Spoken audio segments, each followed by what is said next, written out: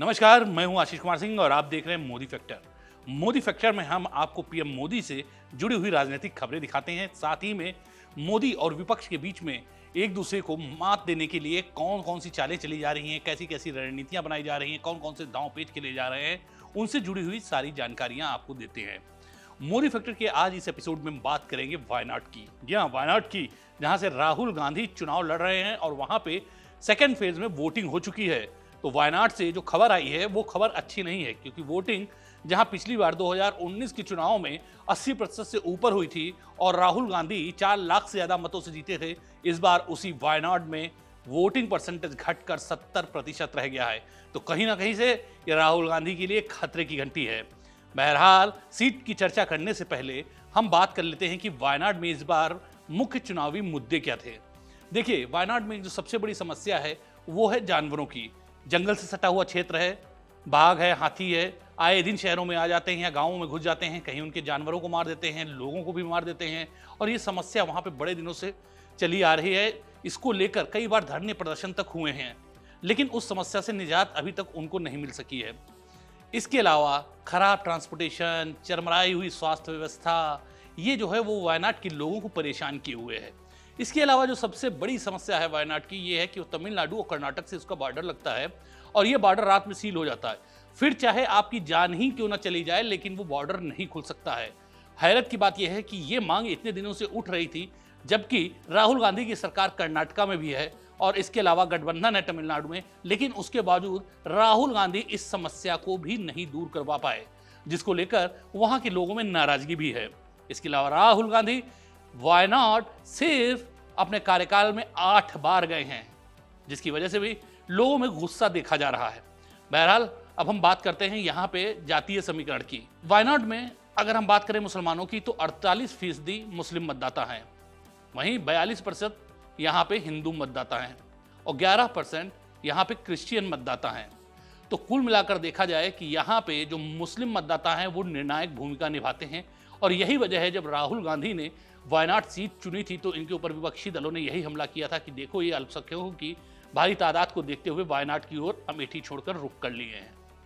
बहरहाल, राहुल गांधी पिछले जो 2 चुनाव लड़े उनके सामने वहां पे कोई भी मजबूत कैंडिडेट नहीं था, लेकिन इस बार स्थितियां बदली हुई हैं। पहला तो मैंने आपको बताया कि वोटिंग कम हुई, दूसरा इस बार राहुल गांधी के मुकाबले में जो दोनों कैंडिडेट खड़े हुए हैं, यानी कि मैं बात कर रहा हूं बीजेपी की और सीपीआई की। सीपीआई इस समय वहां पे सत्तारूढ़ दल है, राज्य में उसी की सरकार है। तो वहां पे सीपीआई ने डी राजा की पत्नी एनी राजा को मैदान में उतार दिया है। इसके अलावा बीजेपी ने अपने प्रदेश अध्यक्ष के सुरेंद्रन को मैदान में उतारा है।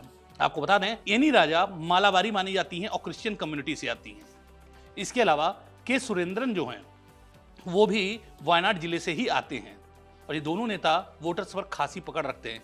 वैसे मैं आपको बता दूं कि देखिए, देश में ये लोग इंडिया अलायंस बनाए हुए हैं और यहाँ पे दिल्ली में हाथ उठाकर सब मोदी से लड़ने की बात करते हैं, लेकिन स्थिति देखिए केरला में उसी सीपीआई के सामने कांग्रेस लड़ रही है और राहुल गांधी वहां पे सीपीआई को पानी पी पी कर कोस रहे थे इलेक्शन में और ये बोल रहे थे कि अगर डबल इंजन की सरकार बन जाएगी तो आपकी सारी समस्याएं दूर कर देंगे, आपकी जितनी भी केरला की समस्याएं हैं उसकी जो जड़ है वो सीपीआई की सरकार है। तो यहाँ पे बता दें कि डी राजा की जो पत्नी एनी राजा उतरी हैं वो भी बहुत एक कर्मठ और तेज तर्रार नेता मानी जाती हैं। इसके अलावा सीपीआई ने इसलिए भी वहां पे पूरी ताकत झोंक रखी है क्योंकि उनका ये मानना है कि अगर राहुल गांधी मुसलमानों को एक छत्र कांग्रेस में लाने में सफल हो जाते हैं तो जो सीपीआई की दुकान है राज्य में वो बंद हो सकती है। सीपीआई का ये डर स्वाभाविक भी है।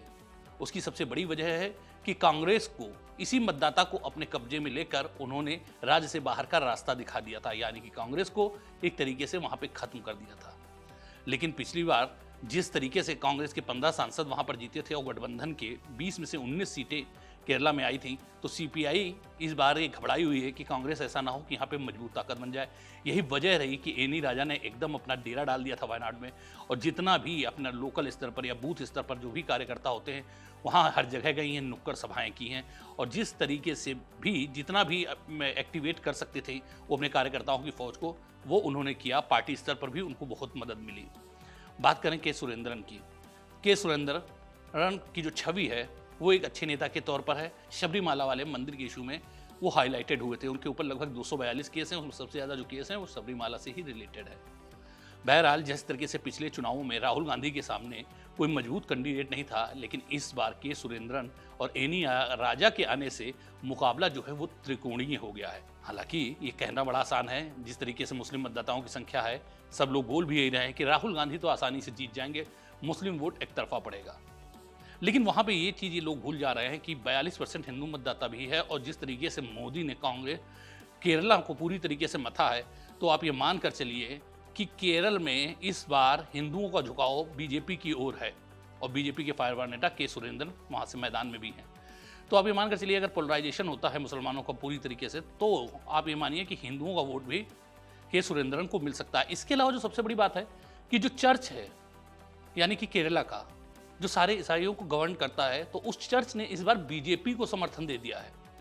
उस बीजेपी को समर्थन देने के बाद से ही जो कांग्रेस खेमा है उसमें भयंकर हलचल मची हुई है, और उन्हें लग रहा है कि अगर क्रिश्चियन और हिंदू वोटर्स मिल जाते हैं, और ऐसी स्थिति में जिस तरीके से सीपीआई को मुस्लिम वोटर्स का भी सपोर्ट हासिल है, आखिर राज्य में उनकी सरकार है, तो ऐसे में अगर मुस्लिम मतदाताओं का एक वर्ग छिटक कर एनी राजा के पास में चला जाता है, तो ऐसी स्थिति में राहुल गांधी का क्या होगा? तो जाहिर सी बात है कि राहुल गांधी इस बार वहां से चुनाव हार भी सकते हैं। यही वजह है कि कांग्रेस में मंथन चल रहा है, राहुल गांधी को एक बार फिर अमेठी दिखाई पड़ने लगी है। बहरहाल ये कहा जाए कि वायनाड में राहुल गांधी को बहुत कड़ी चुनौती का सामना करना पड़ रहा है, तो बिल्कुल गलत नहीं होगा। राहुल को यहां एक तरफा आसानी से जीत मिलने वाली नहीं है।